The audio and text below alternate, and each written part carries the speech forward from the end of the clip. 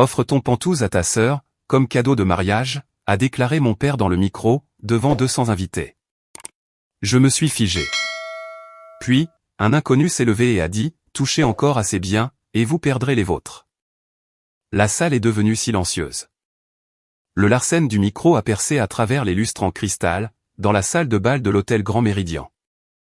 La voix de mon père a résonné, face à 200 visages hivernaux et pleins d'attente, tous tournés vers moi, comme si j'étais l'attraction principale de la soirée, au lieu d'être une simple invitée, à la fête de fiançailles de ma sœur.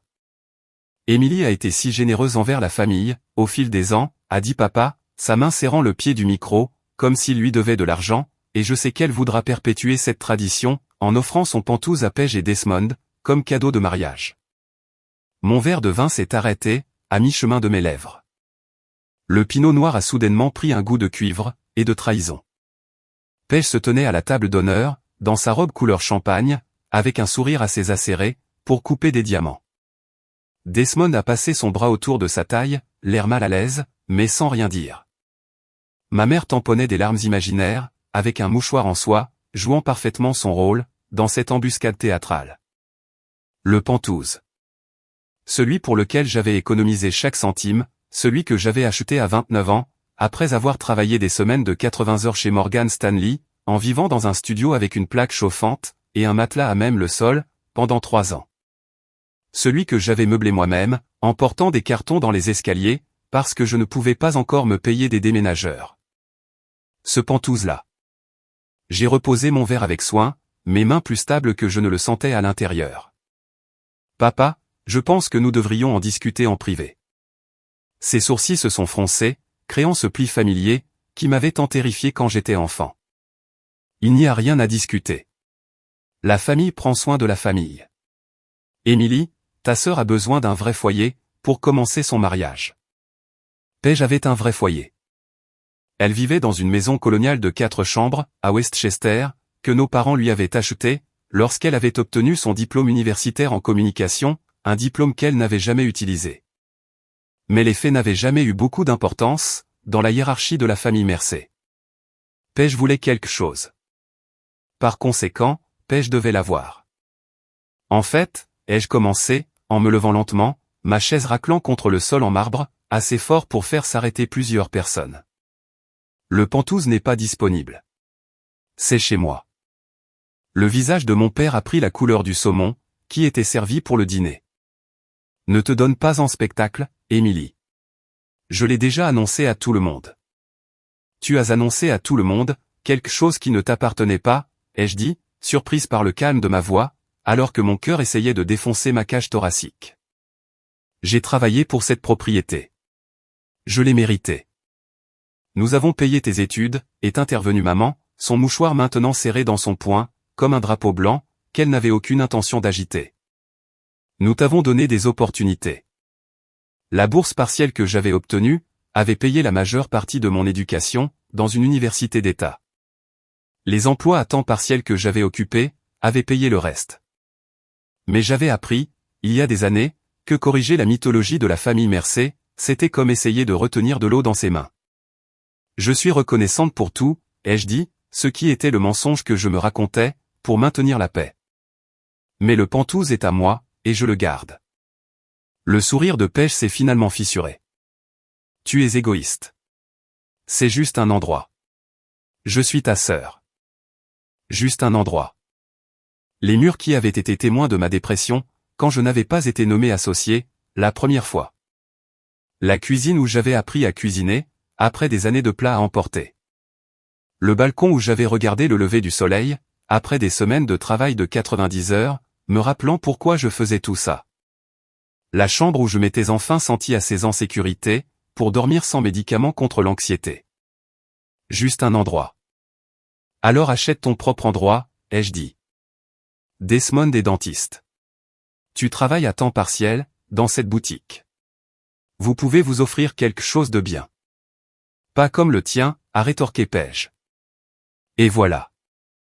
La vérité, dissimulée sous les discours sur la loyauté familiale, et sous les larmes. Elle n'avait pas besoin de mon pantouse. Elle le voulait, parce qu'il était à moi. Parce qu'avoir ce que j'avais, prouverait qu'elle était toujours la favorite, toujours l'enfant gâté, qui méritait le meilleur en tout. Papa s'est éloigné du micro, marchant vers ma table, avec la démarche déterminée de quelqu'un, qui a l'habitude d'obtenir ce qu'il veut. Nous en discuterons après la fête. Tu fais une scène. C'est toi qui as fait une scène, quand tu as annoncé une décision, que je n'ai jamais acceptée, ai-je répliqué, et plusieurs invités ont halté, comme si j'avais commis un sacrilège. C'était peut-être le cas. Les filles sages ne répondaient pas à Edwin Mercé, et surtout pas en public. Ne parle pas à ton père sur ce ton, a sifflé maman, en se levant enfin. Après tout ce que nous avons sacrifié. Qu'est-ce que vous avez sacrifié? La question est sortie plus sèchement, que je ne le voulais. Des années de frustration ravalée, qui trouvaient enfin une voie. Qu'avez-vous exactement abandonné pour moi, que vous n'ayez pas aussi donné à Paige? Parce que, de là où je me tiens, elle a eu le fond pour l'université, la voiture, la maison, et tous les avantages d'être la favorite, tandis que moi, j'ai eu droit à des leçons sur l'indépendance. Et sur le fait de tracer mon propre chemin. La salle de bal était devenue complètement silencieuse. Même les serveurs avaient cessé de bouger, figés entre les tables, avec leurs plateaux de saumon et d'asperges. Espèce d'ingrate, a commencé papa, mais une voix a tranché la tension, comme un couteau dans un gâteau de mariage. Touchez encore assez bien, et vous perdrez les vôtres. Toutes les têtes ont pivoté, vers la table du coin, au fond, d'où la voix provenait. Un homme s'est levé lentement, grand et large d'épaules, dans un costume anthracite, qui coûtait probablement plus cher que le loyer mensuel de la plupart des gens. Ses cheveux sombres étaient parsemés d'un gris distingué sur les tempes, et ses yeux avaient le bleu froid d'un ciel d'hiver. Je ne l'avais jamais vu de ma vie. Le visage de papa est passé par la confusion, la colère, et par quelque chose qui ressemblait, de manière inconfortable, à de la peur. Qui diable êtes-vous? Lucas Winters, a dit l'inconnu, en s'avançant vers l'avant de la pièce, avec la confiance désinvolte de quelqu'un, qui possédait chaque espace dans lequel il entrait. L'avocat d'Émilie. Je n'avais très certainement pas d'avocat du nom de Lucas Winters. Mon avocate était une femme de 60 ans, nommée Martha Goldstein, qui se spécialisait dans les contrats, et qui portait des gilets avec des chats dessus. Mais Lucas Winters se tenait devant mon père, avec un sourire qui pourrait geler de la lave. Et quelque chose m'a dit de garder le silence, et de voir où cela allait mener. Je ne crois pas m'adresser à vous, a dit papa, essayant de retrouver son autorité.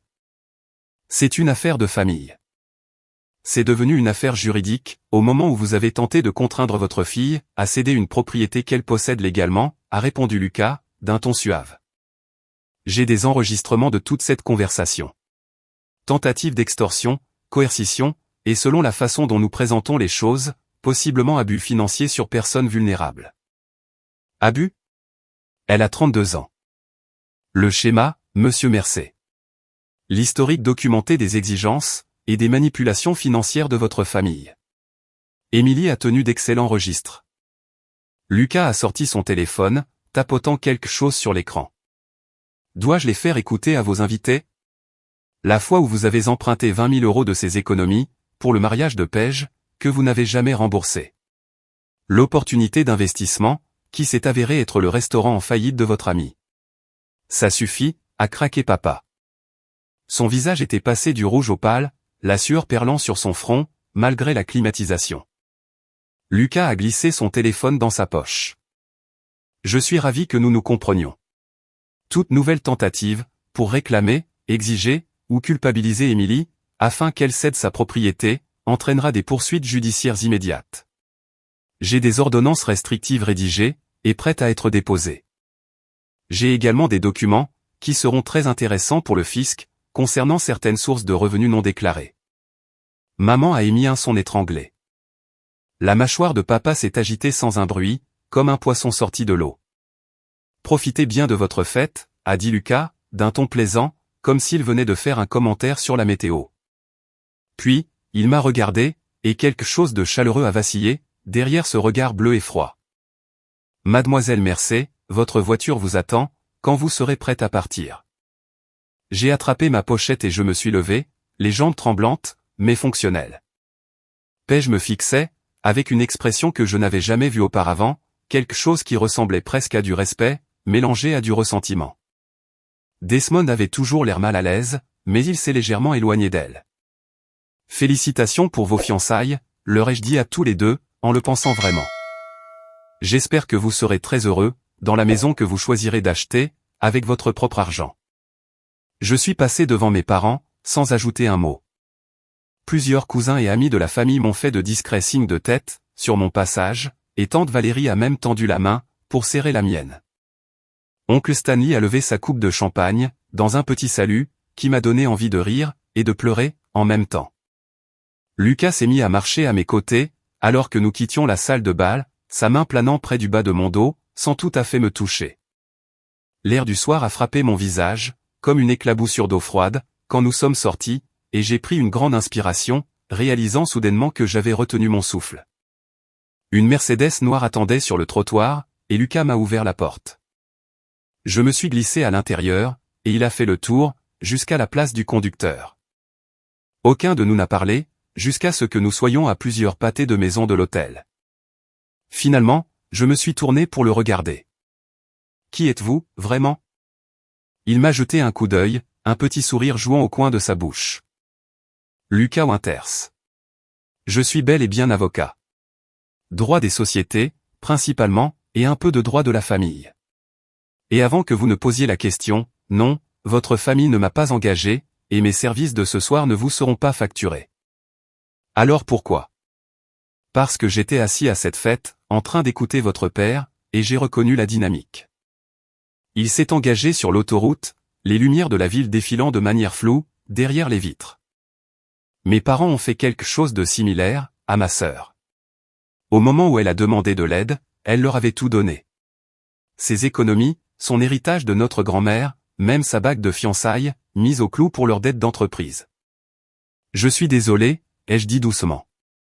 Ne le soyez pas. Elle s'en est remise, elle a construit sa propre vie. Mais j'ai juré, que je ne regarderai jamais quelqu'un d'autre se faire coincer dans cette situation, sans rien faire. Il m'a de nouveau regardé. Vous aviez l'air d'avoir besoin de renfort. Vous aviez des enregistrements de ma famille. Non, a-t-il admis avec un léger rire. Mais il ne le savait pas. Les gens qui ont des choses à cacher, ont tendance à supposer que tout le monde connaît leurs secrets. Le commentaire sur le fisc était une déduction logique, basée sur la réaction de votre père. Je devine que j'avais raison. J'ai pensé aux affaires en espèces que papa gérait sur le côté, et à la façon dont il insistait toujours pour utiliser des applications de paiement, qui ne laissaient pas de traces écrites. Probablement. Nous avons roulé en silence, pendant quelques minutes. Mon téléphone n'arrêtait pas de vibrer, dans ma pochette. Des SMS de maman, de Paige, et de divers membres de la famille, qui soit me félicitaient, soit me réprimandaient pour mon comportement. Je l'ai éteint, sans lire la plupart d'entre eux. « Vers où ?» a demandé Lucas. « Montpentouse. Vous savez où j'habite. Vous avez mentionné que c'était la seule chose pour laquelle vous aviez travaillé, et que vous aviez gagné par vous-même, à Manhattan. Il y a de fortes chances que ce soit un loyer encadré, ce qui ne se transférerait pas de toute façon, soit acheté, compte tenu de votre âge, et de l'insistance sur vos semaines de 80 heures, chez Morgan Stanley. Quelque chose que votre père a dit très fort, à plusieurs invités, un peu plus tôt. Je devine que vous avez acheté quelque chose. Et d'après la robe que vous portez, et la façon dont vous vous tenez, vous avez bien réussi. Donc, un pantouse est logique. Vous êtes observateur. On me paie pour l'être. Il a souri. Mais j'ai aussi une confession à faire. Je ne suis pas juste un avocat au hasard, qui s'est retrouvé à la fête de fiançailles de votre sœur. Mon estomac s'est noué. Avez-vous été engagé, vous aussi ? Je suis le cousin de Desmond, a-t-il dit rapidement. Du côté de sa mère. Je suis venu parce que j'étais invité. Mais Desmond a mentionné la famille de votre sœur, à quelques reprises. La façon dont il parlait d'eux, m'a rendu curieux. Curieux comment ? Il a hésité. Puis, j'ai vu venir l'annonce de votre père. Desmond m'en a parlé hier. Il m'a demandé ce qu'il devait faire. Je lui ai dit de se faire pousser une colonne vertébrale, et d'empêcher cette annonce, mais de toute évidence, ça ne s'est pas produit. Desmond le savait ? Paige préparait ça depuis des semaines. Apparemment, elle a vu votre appartement, quand vous avez organisé Noël, l'année dernière. Elle a décidé qu'elle avait besoin de quelque chose de similaire. Votre père a accepté de l'aider à concrétiser la chose. La mâchoire de Lucas s'est contractée. Desmond voulait vous le dire, mais Paige l'a convaincu que ce serait mieux comme surprise, et que vous accepteriez tout simplement, une fois que ce serait public. La trahison m'a fait l'effet d'un poids physique, sur ma poitrine. Elle savait que je dirais non, si on me le demandait en privé. Elle comptait là-dessus. Nous nous sommes arrêtés devant mon immeuble, et Lucas a mis la voiture sur la position parking. Pour ce que ça vaut, Desmond a des doutes sur tout ce mariage. Ce n'est pas un mauvais bougre, il est juste faible, quand il s'agit de tenir tête à des personnalités fortes. Il se marie dans la bonne famille, alors, ai-je dit amèrement. Nous en sommes remplis. Lucas a souri, mais c'était un sourire un peu triste, sur les bords. Vous n'avez pas plié. Ça demande de la force. J'ai regardé l'immeuble que j'avais travaillé si dur pour m'offrir. Le foyer que j'avais failli perdre ce soir, parce que la famille était censée signifier amour inconditionnel, et sacrifice. Sauf que ça avait toujours été un sacrifice à sens unique, n'est-ce pas? Je donnais, ils prenaient, je travaillais, ils en profitaient. Je devrais y aller, ai-je dit, en tendant la main vers la poignée de porte. Émilie. La voix de Lucas m'a arrêté. Je pensais ce que j'ai dit, là-dedans. Vous avez besoin d'une véritable protection juridique. Je peux rédiger les documents. Sans frais. Ma sœur voudrait que je le fasse. Je me suis tourné pour le regarder. Cet inconnu, qui avait pris ma défense, quand ma propre famille ne le faisait pas. Pourquoi? Parce que quelqu'un aurait dû le faire pour elle, a-t-il dit simplement. Et parce que quelque chose me dit, que vous valez la peine qu'on se batte pour vous. La semaine qui a suivi la fête de fiançailles, a été un enfer. Mon téléphone n'arrêtait pas de sonner. Papa a appelé 17 fois en 3 jours, laissant des messages vocaux de plus en plus agressifs, sur la loyauté et le respect familial. Maman a envoyé des SMS, qui oscillaient entre la culpabilisation, et l'hostilité pure et simple. Paige a publié des mises à jour énigmatiques sur les réseaux sociaux, à propos de trahison et de faux membres de la famille, en s'assurant de me taguer dans chacune d'elles, jusqu'à ce que je la bloque. Le travail est devenu mon refuge. Je me suis jeté à corps perdu dans une grosse transaction d'acquisition, restant au bureau jusqu'à minuit, la plupart des soirs. Mon patron l'a remarqué, mais n'a rien dit, probablement reconnaissant pour les heures facturables supplémentaires. Les chiffres finissaient par se brouiller, mais me concentrer sur des feuilles de calcul et des clauses de contrat, était plus facile, que de penser au cratère fumant, là où se trouvaient autrefois mes relations familiales. Le jeudi soir, je suis rentré chez moi, pour trouver le portier de mon immeuble, l'air mal à l'aise. Mademoiselle Mercé, votre mère a appelé, en demandant à monter. Elle est arrivée il y a environ 20 minutes, et elle est dans le hall. Je lui ai dit que je ne pouvais pas la laisser monter, sans votre permission. Mon estomac s'est serré. Merci de ne pas l'avoir laissé monter, Marco. Je vais m'en occuper. Maman était assise dans l'un des fauteuils en cuir du hall, son sac à main serré sur ses genoux, comme un bouclier. Elle avait l'air fatiguée, son maquillage était légèrement bavé, comme si elle avait pleuré. Quand elle m'a vu, elle s'est levée rapidement. Émilie, s'il te plaît, il faut qu'on parle. Nous avons parlé à la fête, ai-je dit, en gardant mes distances. Tu as exprimé clairement ta position. Ton père a fait une erreur. Elle a fait un pas de plus, et j'ai reculé d'un pas. Il essayait d'aider Paige. Tu sais à quel point c'est important pour lui, qu'elle soit heureuse. Et mon bonheur, à quel moment est-ce qu'il compte? La question est sortie plus sèchement que je ne le voulais, résonnant dans le hall en marbre. Maman a tressailli. Tu as toujours été si indépendante. Nous pensions que tu n'avais pas besoin du même soutien. Vous pensiez mal, ai-je dit d'un ton neutre. J'avais besoin de soutien. J'avais besoin de parents, qui célèbrent mes réussites, au lieu de les traiter comme un compte bancaire familial. Mais vouloir quelque chose, et l'obtenir, ce sont deux choses différentes. Ce n'est pas juste. Juste? J'ai ri, et le son m'a paru dur, même à mes propres oreilles. Tu veux parler de ce qui est juste? Parlons des 20 000 € pour le mariage de Paige, que je n'ai jamais revu. Ou des 15 000 € pour l'opportunité d'investissement de papa, qui a fait faillite en 6 mois.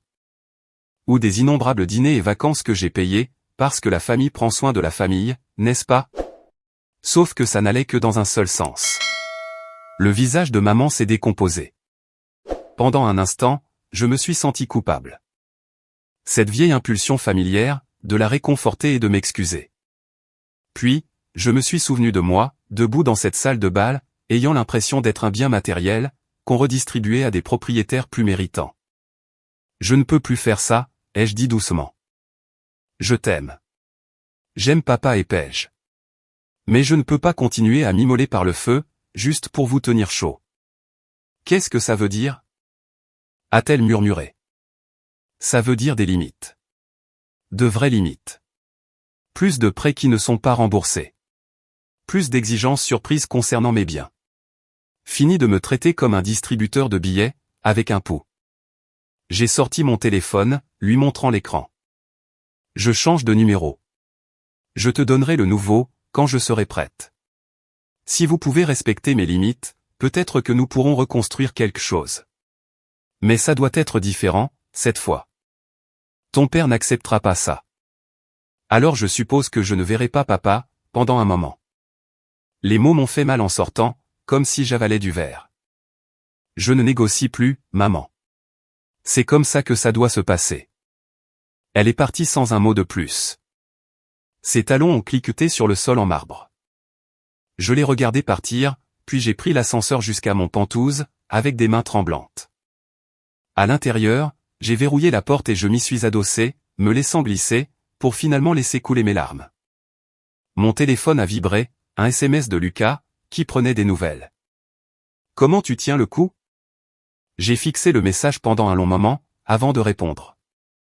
Honnêtement, je ne sais pas. Mais j'ai tenu bon, encore une fois. Fier de toi. Tu veux de la compagnie? Je fais de la bonne nourriture réconfortante, et on me dit que je suis un excellent auditeur. 20 minutes plus tard, Lucas s'est pointé avec des sacs, venant d'un restaurant thaïlandais en bas de la rue, et un pack de 6 bières. Nous nous sommes assis par terre, dans mon salon, mangeant du pad thaï directement dans les boîtes, pendant que je lui racontais la confrontation avec maman. Elle a essayé l'angle de la culpabilité, ai-je dit entre deux bouchées. Tout le discours sur ton père a fait une erreur, comme si annoncer à 200 personnes que je devais céder ma maison, n'était qu'une simple gaffe. Lucas a ouvert une bière et me l'a tendue. Mon père a fait quelque chose de similaire, quand Bridget a fini par leur couper les ponts. Il s'est pointé à son travail, a fait une scène, a dit à tout le monde qu'elle abandonnait la famille. Elle a dû faire intervenir la sécurité. Que s'est-il passé après ça? Il ne lui a pas adressé la parole pendant 2 ans. Puis, il a eu une alerte de santé, et soudainement, elle était de nouveau la famille. Il a pris une longue gorgée. Elle n'a pas mordu à l'hameçon. Elle a envoyé des fleurs à l'hôpital, avec une carte qui disait « Espère que tu te rétabliras vite », et rien d'autre. Elle a maintenu la limite. Est-ce que ça a marché? Finalement, il a réalisé qu'elle ne reviendrait pas selon ses conditions. Il a donc dû décider, si l'avoir dans sa vie selon les conditions d'elle, c'était mieux que rien. Ça lui a pris une autre année, mais il a changé d'avis. Ils ne sont pas proches, mais ils sont cordiaux. J'ai pensé au fait de devoir attendre des années, pour que mon père accepte les limites. Des années de fêtes passées seules, ou avec des amis, au lieu de la famille. L'idée était à la fois terrifiante, et étrangement libératrice. J'ai changé mon numéro aujourd'hui, ai-je dit. Je l'ai vraiment changé, je ne me suis pas contenté de menacer de le faire. Je leur donnerai un jour, mais pour l'instant, j'ai besoin d'espace pour respirer. Décision intelligente. Lucas a posé sa bière, et m'a regardé sérieusement. Mais tu sais que ça risque d'empirer, avant de s'améliorer, n'est-ce pas? Ils vont passer à la vitesse supérieure. Se pointer à ton travail, contacter tes amis, peut-être même essayer de monter d'autres membres de la famille contre toi. Je sais. J'y ai pensé toute la semaine, je me suis fait des scénarios dans la tête. Mais quelle est l'alternative? Revenir à mon rôle de tirelire personnel, céder ma maison, parce que me défendre est trop inconfortable? Pas d'alternative, a-t-il convenu. Tu fais ce qu'il faut. Ça ne veut pas dire que ça ne va pas faire un mal de chien. Nous avons fini de manger, et nous sommes passés sur le canapé. Lucas a trouvé un documentaire animalier sur Netflix, quelque chose d'apaisant, sur les manchots en Antarctique. Je me suis endormi contre son épaule, épuisé par le combat émotionnel, et par trop de nuits tardives au bureau. Quand je me suis réveillé, la lumière de l'aube filtrait par les fenêtres. Lucas m'avait couverte avec une couverture, et il dormait dans le fauteuil en face du canapé, ses longues jambes étendues maladroitement. Je l'ai observé pendant un moment, cet homme, qui avait fait irruption dans ma vie, comme une sorte d'ange vengeur, en costume anthracite. « Tu me fixes » a-t-il dit, sans ouvrir les yeux. C'est flippant. J'ai ri, et ça m'a fait du bien. Merci d'être resté. Quand tu veux. Il a ouvert les yeux et s'est étiré. Café. J'en fais une bonne tasse, si tu m'indiques où est ta machine à expresso. Nous avons passé la matinée ensemble, à parler de tout, sauf de ma famille. Il m'a parlé d'un dossier sur lequel il travaillait, une fusion compliquée entre des entreprises technologiques. Je lui ai parlé de ma transaction d'acquisition, en évitant soigneusement tout détail confidentiel. Ça semblait normal, facile, comme si nous faisions ça depuis des années, au lieu d'une seule semaine. Je devrais te laisser continuer ta journée, a-t-il dit vers midi, en rinçant sa tasse de café. Mais je pensais ce que j'ai dit. À tout moment, si tu as besoin de renfort, je suis là. Même à 3 heures du matin, quand tu feras une crise de panique, à l'idée de devenir une personne terrible, qui a abandonné sa famille. Surtout à ce moment-là, a-t-il dit sérieusement. Parce que tu n'es pas une personne terrible, et s'éloigner d'une situation d'abus, ce n'est pas un abandon. C'est de la survie. Après son départ, je me suis assise sur mon balcon, et j'ai fait une liste. Pas une liste de pour et de contre, ni un plan d'action. Juste une simple liste de vérités, dont je devais me souvenir. J'ai mérité tout ce que j'ai. Fixer des limites ne fait pas de moi une égoïste. La famille devrait apporter un plus à ta vie, pas la réduire. J'ai le droit de me protéger. Dire non est une phrase complète. J'ai pris une photo de la liste, et j'en ai fait l'écran de verrouillage de mon téléphone. Chaque fois que je me sentais coupable, ou faible, ou tenté de répondre aux appels de mes parents, provenant de leurs anciens numéros, je verrais ces 5 vérités me fixer en retour. Le mois suivant a été un test d'endurance. Papa s'est pointé à mon immeuble de bureau, à 2 reprises. La première fois, la sécurité l'a escorté vers la sortie, après qu'il a commencé à crier dans le hall. La deuxième fois, j'ai regardé depuis la fenêtre de mon bureau, alors qu'il faisait les 100 pas sur le trottoir, pendant 1 heure, avant d'abandonner. Paige a essayé de m'ajouter à nouveau sur les réseaux sociaux, en utilisant un faux compte. Tante Valérie m'a appelé, pour me dire que les dîners de famille étaient tendus, et que tout le monde prenait parti. De quel côté es-tu ? Lui ai-je demandé. Du tien, ma chérie, toujours du tien. Mais tu dois savoir que ton père dit à tout le monde, que tu as subi un lavage de cerveau, par un avocat qui en veut à ton argent. J'ai dû rire à ça. Lucas a plus d'argent que moi. Il n'a pas besoin du mien. Je le sais. Ton oncle Stanley le sait. Mais les faits n'ont aucune importance, quand quelqu'un écrit un récit, pour éviter de prendre ses responsabilités. Le travail m'a fourni une structure, quand tout le reste me semblait chaotique. L'accord d'acquisition a été conclu avec succès, rapportant des honoraires massifs pour le cabinet. Mon patron m'a appelé dans son bureau, le lendemain de la clôture. Travail exceptionnel sur l'accord technique, a-t-il dit, ce qui était un immense éloge, de la part d'un homme qui communiquait généralement par des grognements, et des hochements de tête. Je vous recommande pour une considération anticipée, au statut d'associé. Associé. L'objectif que je poursuivais depuis des années, la validation que toutes ces semaines de 80 heures, et ces événements sociaux manqués, signifiaient quelque chose. Mais, debout dans son bureau, j'ai réalisé que quelque chose avait changé. Devenir associé chez Morgan Stanley, ce serait génial. Mais ça ne réparerait pas le sentiment de vide, que je trimballais depuis avant la fête de fiançailles. J'apprécie beaucoup, ai-je dit prudemment. Est-ce que je peux y réfléchir ? Il a eu l'air surpris. Les gens n'avaient généralement pas besoin de réfléchir, à la voix pour devenir associé. Bien sûr. Prenez une semaine. J'ai passé cette semaine à vraiment examiner ce que je voulais. Lucas et moi avons dîné 3 fois, et à chaque fois, je me suis retrouvé à parler d'un futur hypothétique, au lieu du présent immédiat. Où voulais-je être dans 5 ans ? Dans 10 ans ? Quel genre de vie étais-je en train de construire ? Tu penses à partir, a dit Lucas, autour de sushi, le samedi soir. Ce n'était pas une question. Peut-être. Est-ce que c'est dingue? J'obtiens enfin de la reconnaissance, et je pense à tout quitter.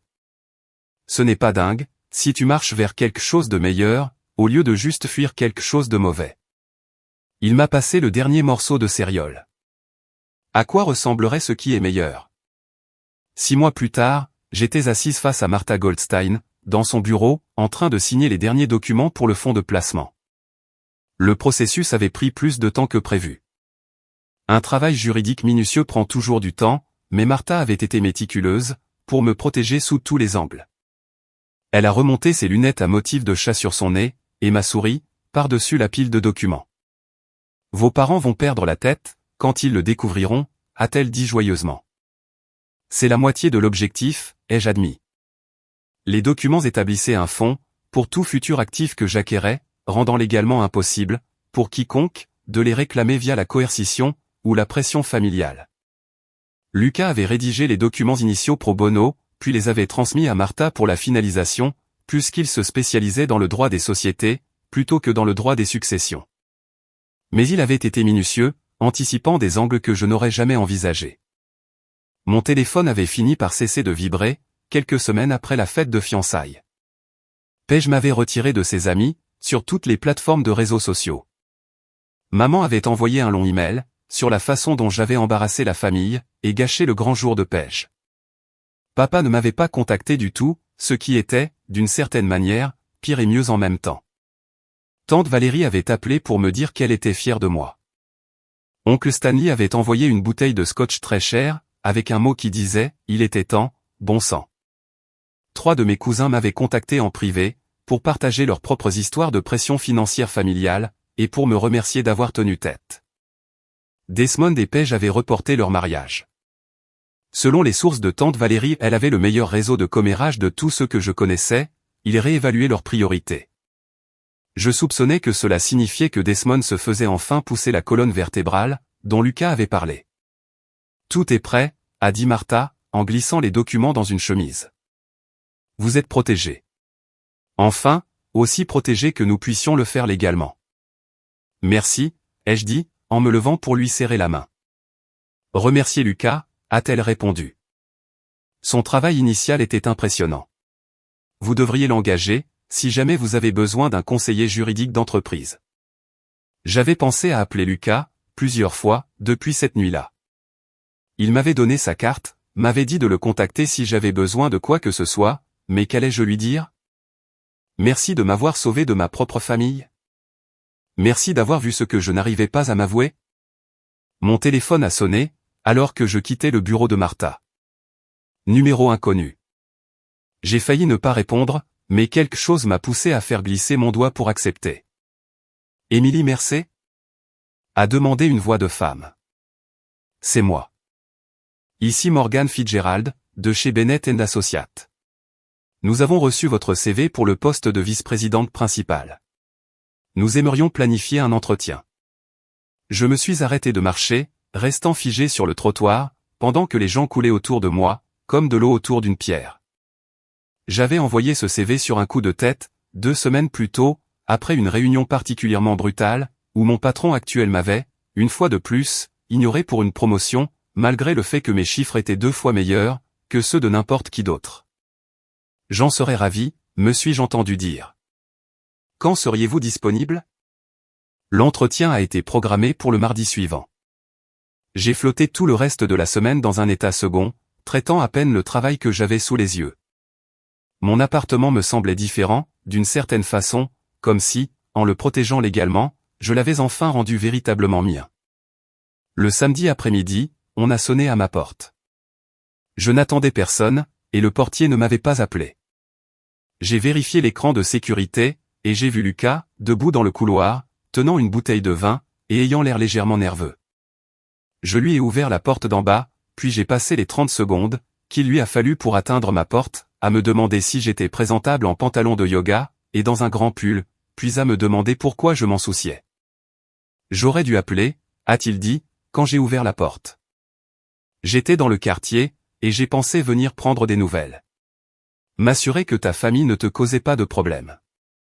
Il n'en cause pas, ai-je dit, en m'écartant pour le laisser entrer. Entre, et merci encore pour tout. Il a marché jusque dans mon salon, posant le vin sur le comptoir, avant de se tourner pour admirer l'espace. Les baies vitrées donnaient sur la ville, la lumière du soleil de l'après-midi peignant tout en or. Mes meubles étaient minimalistes, mais de qualité, chaque pièce ayant été choisie avec soin, et économisée pendant des mois. Bel endroit, a-t-il dit. Ça valait la peine de se battre pour lui. Ça valait vraiment la peine. J'ai pris 2 verres à vin dans le placard. Tu veux rester boire un verre? C'est le moins que je puisse faire. Nous avons fini par parler pendant 4 heures. Il m'a parlé de sa sœur, Bridget, qui dirigeait maintenant une organisation à but non lucratif prospère, aidant les femmes à échapper aux abus financiers. Je lui ai parlé de Paige, du fait d'avoir grandi comme la roue de secours, au lieu de l'héritière, et de la lente prise de conscience, que l'amour de ma famille avait toujours été assorti d'une étiquette de prix. J'ai mon entretien mardi, ai-je mentionné, alors que le soleil se couchait, et que les lumières de la ville commençaient à briller. Pour un poste de vice-présidente principale, chez Bennett & Associates. C'est énorme, a dit Lucas, avec un plaisir sincère dans la voix. Tu le mérites. Je pourrais ne pas l'avoir. Tu l'auras, a-t-il dit, avec une telle certitude, que je l'ai presque cru. Et quand tu l'auras, laisse-moi t'emmener dîner pour fêter ça. Un vrai dîner, pas juste du vin dans ton salon. Est-ce que tu es en train de m'inviter à un rendez-vous?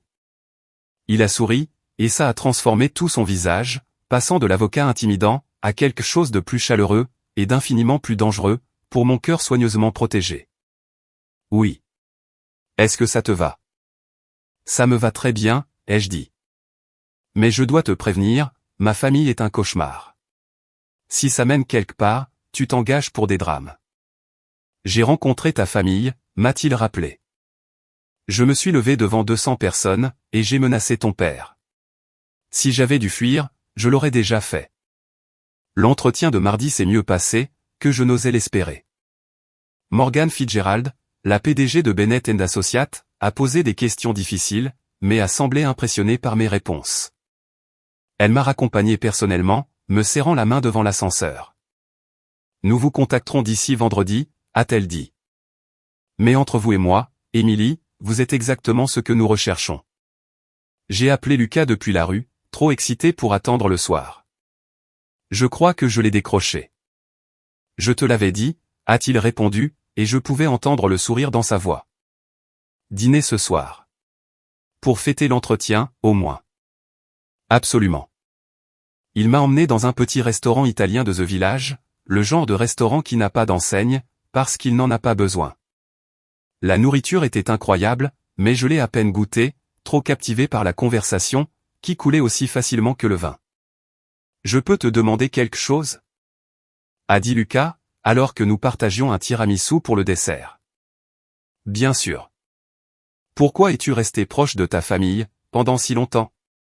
Tu es clairement capable de t'en sortir toute seule. J'y ai pensé. J'y ai vraiment réfléchi, au lieu de donner la réponse facile. Parce que je continuais d'espérer, qu'il changerait. Qu'un jour, il me verrait comme autre chose, qu'une ressource à exploiter. Et parce que partir donnait l'impression d'admettre la défaite, de prouver que j'étais l'égoïste, comme ils m'ont toujours accusé de l'être. Tu n'es pas égoïste, a-t-il dit doucement. Tu as l'instinct de préservation. Il y a une différence. C'est ta sœur qui t'a appris ça. Elle m'a appris beaucoup de choses, a-t-il dit. Surtout que l'on peut aimer les gens, et tout de même fixer des limites. Que la famille n'est pas une excuse pour l'exploitation. Il a tendu le bras à travers la table, sa main couvrant la mienne. Et que, parfois, la famille que l'on choisit, est plus forte que celle dans laquelle on est. Le vendredi matin, Morgan Fitzgerald m'a appelé personnellement, pour m'offrir le poste. Le salaire était 40% plus élevé que mon salaire actuel. Les avantages étaient exceptionnels. Les opportunités d'évolution étaient réelles, pas juste des promesses d'entreprise, qui ne se concrétisaient jamais. J'ai accepté avant qu'elle n'ait fini de détailler le forfait. Bienvenue chez Bennett & Associates, a-t-elle dit chaleureusement. Nous sommes ravis de vous compter parmi nous. J'ai remis ma démission chez Morgan Stanley, l'après-midi même. Mon patron a essayé de me faire une contre-offre, mais ma décision était déjà prise. Certains ponts, on les brûle non pas par rancune, mais parce qu'on a besoin de leur lumière, pour voir où l'on va. Lucas m'a de nouveau emmené dîner ce soir-là, dans le même restaurant italien. Tu deviens prévisible, l'ai-je taquiné, alors qu'on nous installait. Je construis une tradition, a-t-il corrigé. En plus, ils ont le meilleur tiramisu de la ville. C'est pour ça que tu continues de m'amener ici? Je continue de t'amener ici, parce que tu t'illumines, quand tu goûtes leurs pâtes, a-t-il dit. Et parce que j'aime te regarder être heureuse. 3 semaines après mes débuts dans mon nouveau travail, Paige a appelé. J'ai fixé son nom sur l'écran de mon téléphone pendant un long moment, avant de répondre. Qu'est-ce que tu veux? Ai-je demandé, sans m'embarrasser de politesse. Je voulais m'excuser, a-t-elle dit, et elle avait l'air vraiment sincère. Desmond et moi avons suivi une thérapie de couple. Il m'a dit certaines choses que je ne voulais pas entendre.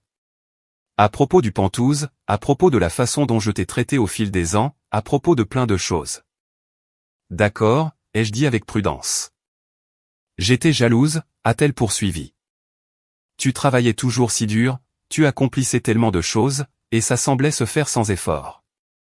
De mon côté, on me donnait tout sur un plateau, et je me sentais quand même comme un échec.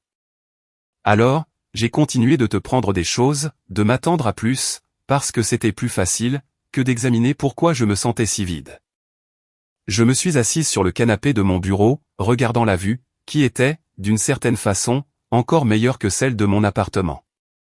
C'est une sacrée prise de conscience. Je ne demande pas de pardon, a dit Paige rapidement.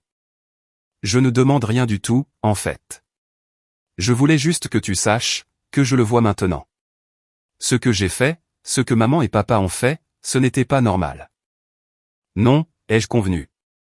Ça ne l'était pas. Comment se passe le nouveau travail? A-t-elle demandé. Incroyable. En fait, stimulant, de la meilleure des manières. C'est bien. Elle a fait une pause. Et le gars? Lucas? Oui. Desmond dit que c'est une bonne personne. Il l'est, ai-je dit, incapable de cacher mon sourire, dans ma voix. J'en suis heureuse, a dit Paige. Et on aurait dit qu'elle le pensait vraiment. Tu mérites de belles choses, Émilie. Je suis désolé qu'il m'ait fallu 30 ans pour m'en rendre compte. Nous avons parlé pendant encore quelques minutes, avec hésitation, comme des gens qui apprennent une nouvelle langue. Ce n'était pas le pardon, pas tout de suite. Mais ça pourrait être la fondation de quelque chose de vrai, quelque chose qui ne soit pas bâti sur l'obligation et la culpabilité. 6 mois après la fête de fiançailles, je me tenais sur mon balcon. Je regardais le lever du soleil avec Lucas à mes côtés, son bras autour de ma taille. Nous sortions officiellement ensemble depuis 4 mois, bien que cela semblait à la fois plus long, et plus court que ça. Ta mère m'a invité pour Thanksgiving, a-t-il dit avec désinvolture. Séparément de toi. En fait, elle a appelé mon bureau. Qu'est-ce que tu lui as dit? Que j'y réfléchirai. Il a baissé les yeux vers moi. Qu'est-ce que tu veux que je réponde? J'ai pensé à Thanksgiving avec ma famille.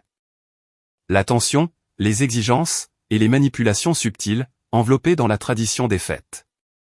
Puis j'ai pensé aux limites que j'avais construites, à la vie que j'avais revendiquée, et à la personne que je devenais. Dis-lui oui, ai-je dit. Mais nous dormirons à l'hôtel, et nous n'y serons que pour le dîner, pas pour tout le week-end.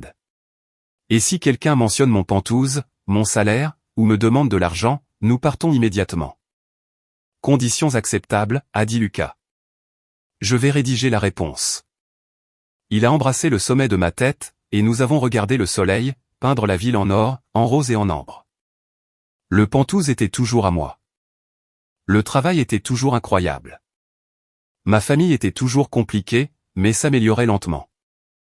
Et l'homme à mes côtés comprenait qu'aimer quelqu'un, signifiait le protéger, pas l'exploiter. Merci, ai-je dit doucement. Pour tout. Pour m'avoir défendu, quand je n'y arrivais pas. Tu t'es très bien défendue toute seule, a répondu Lucas. Je me suis juste assuré, que tu n'aies pas à le faire seul. Le dîner de Thanksgiving de la famille Mercé serait intéressant. Mais j'y ferai face, de la même manière que j'avais fait face à cette fête de fiançailles, à cet entretien d'embauche, et à tous les défis depuis. Avec la certitude que je valais la peine qu'on se batte pour moi, que mes limites avaient de l'importance, et que les bonnes personnes les respecteraient. Et s'ils ne le faisaient pas, je m'en irais. Parce que j'avais appris la leçon la plus importante de toutes. La famille devrait vous élever, pas vous démolir en pièces détachées. Le Pantouse était à moi. La vie était à moi.